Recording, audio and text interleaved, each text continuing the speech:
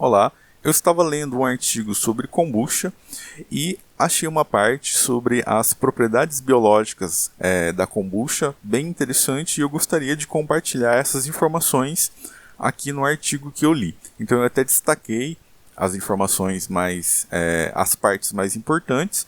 A referência vai estar na descrição desse vídeo. Esse artigo eu vou colocar lá no meu canal do Telegram. E aqui é um artigo sobre o kombucha. Traz que o consumo regular do kombucha, acredita-se que ele traz benefícios para a saúde. Então essa parte é específica sobre as propriedades biológicas do kombucha, pensando na questão da saúde. O kombucha ele tem atividades protetivas que são atribuídas principalmente à presença de ácidos orgânicos e compostos fenólicos que são produzidos resultante aí da fermentação.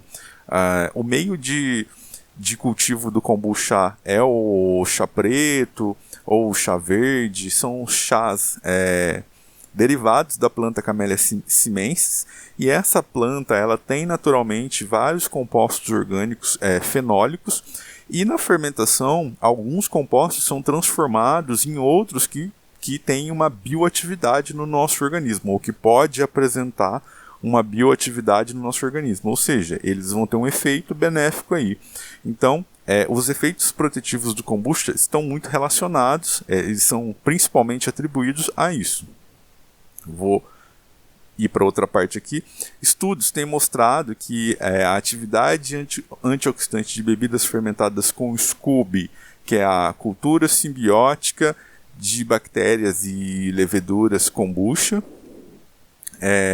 ele atua efetivamente lutando contra os radicais livres, que isso pode ser explicado devido a essa grande quantidade de compostos fenólicos e especialmente os flavonoides.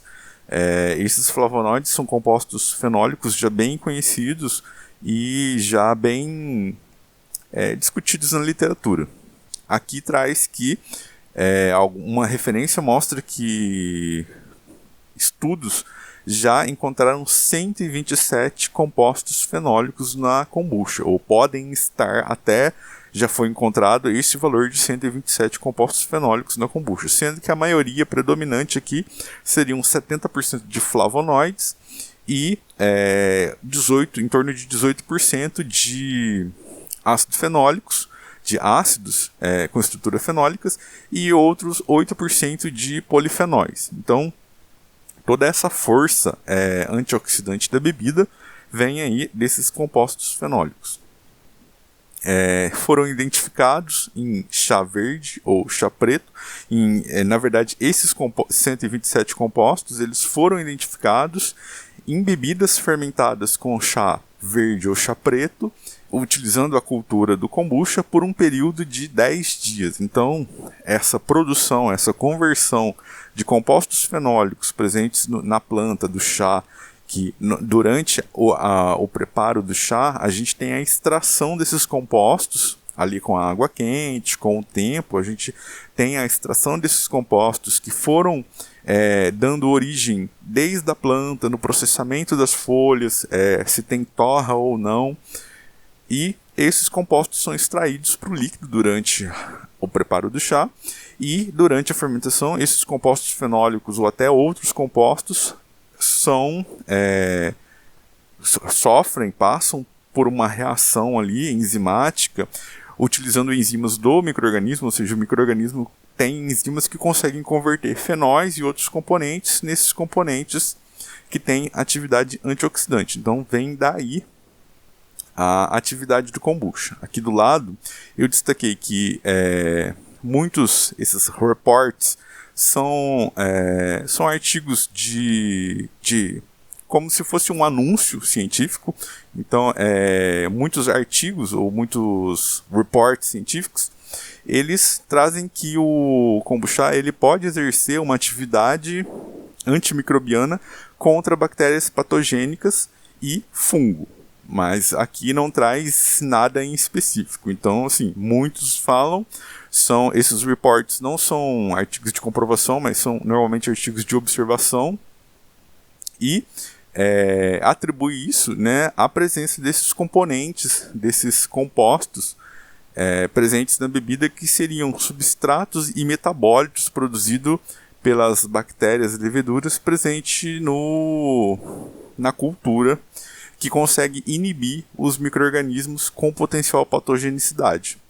Isso tem sentido porque, por exemplo, o ácido acético produzido, os micro-organismos da cultura do kombucha, eles são tolerantes a ácido acético. Então, eles produzem ali um ácido orgânico que muitos outros micro-organismos não gostam. Se eu for pegar um micro-organismo normalmente patogênico e tentar cultivar ele em meio com ácido acético, ele não vai se dissolver. Ele não vai se desenvolver, na verdade, porque ele não é muito fã do ácido acético. E os micro-organismos do kombucha são bem resistentes, principalmente à acidez acética. Tem todo o metabolismo específico e é até por isso que eles vivem em simbiose. Eles vivem numa comunidadezinha deles ali, que seria o Scooby ou a bolacha, que era mais comum de se chamar. Hoje é mais comum falar de Scooby. O bolacha ou panqueca, que é aquele formato da cultura. Aqui, por fim, traz que o kefir, o kombucha, também pode contribuir para a questão das funções hepáticas do fígado. Ele também pode atuar na questão do sistema imune e auxiliar nas funções gastrointestinais. Isso tudo eu creio que tem a ver com a questão das enzimas. Então, esses micro-organismos do kombucha, eles secretam muitas enzimas, e isso pode ajudar aí no processo digestivo como um todo, na digestão de alguns componentes. Aqui tem as referências. Eu não fui ler essas referências para saber melhor o porquê que estão atribuindo essas atividades ao kombucha. Aqui fala que ele também pode possuir a ação destoxificante, e aí não especifica nada essa referência que traz essa informação, mas se ele atua nas enzimas hepáticas responsáveis para a gente secretar, eliminar compostos tóxicos para o nosso organismo, então ele sim pode ajudar aí na questão de destoxificante. Então, uma ação, um efeito detox.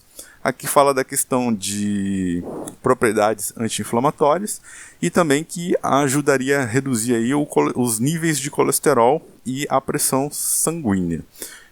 São informações de outros textos que esse artigo de revisão traz.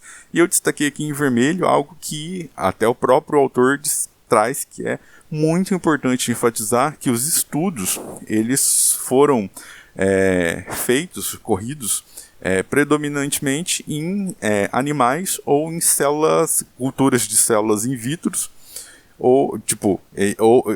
na verdade aqui ele fala que foram feitos predominantemente em animais ou culturas de células in vitro, sendo células de animais ou de humanos, sem evidência que isso suportaria, que esses resultados teriam o mesmo benefício na saúde de humanos. Então, a gente tem aí a questão dos benefícios das propriedades biológicas do kombucha, que todos os estudos até o momento, ou a grande maioria deles, ou predominantemente, eles foram feitos em células in vitro ou em modelos animais, mas não ainda temos esses benefícios confirmados em testes com humanos. E é muito interessante porque a propriedade biológica do kombucha não está atrelado diretamente à microbiota. Então, respondendo uma pergunta que eu vi esses dias, a questão de kombucha ser probiótico. Kombucha não é probiótico. Note que esse artigo de revisão, que é um artigo de 2020, em momento algum traça a linha de micro-organismos e microbiota, da atuação desses micro-organismos na microbiota ou em micro-organismos que pertencem a uma microbiota. Então, o kombucha ele não é probiótico, mas isso não torna não deixa de ser uma bebida saudável. O kombucha ele tem mais uma pegada de bebida funcional, uma bebida que pode trazer benefícios para a nossa saúde por um outro caminho, principalmente pelos componentes aí produzidos da fermentação. Mas o kombucha ainda não se há uma relação na literatura científica direta com a nossa microbiota intestinal. Ele não modula, ele não atua ali no microbioma que a gente tem do intestino, principalmente quando a gente pensa em probiótico, a gente acaba pensando em intestino, mas a gente sabe que o nosso corpo forma um microbioma, então a gente tem várias microbiotas locais que podem ser influenciadas pela maior, que acaba sendo a intestinal. Mas então era isso que eu queria trazer, sobre as propriedades biológicas do kombucha, desse artigo agora de 2022. Eu vou mostrar aqui o título do artigo, para quem tiver a fim de curiosidade. A referência vai estar na descrição do vídeo e eu vou tentar colocar esse arquivo no meu canal do Telegram. Então o título é Kombucha, a Review of Substrates, Regulations, Composition and Biological Properties.